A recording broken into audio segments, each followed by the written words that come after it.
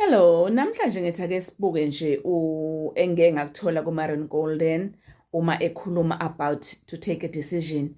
Uthi if you have taken a decision, don't change. Into othe uzoyenza yenze ungasuki kuyona.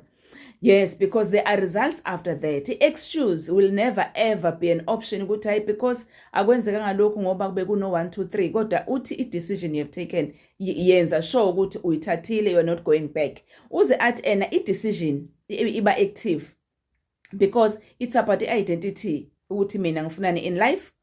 That is a-decision engisuke ngiyithathile empilweni. Azanezezele ukuthi uNkulunkulu uthi we are all born, each and every person was born to dominate, was born with a purpose, power and promise.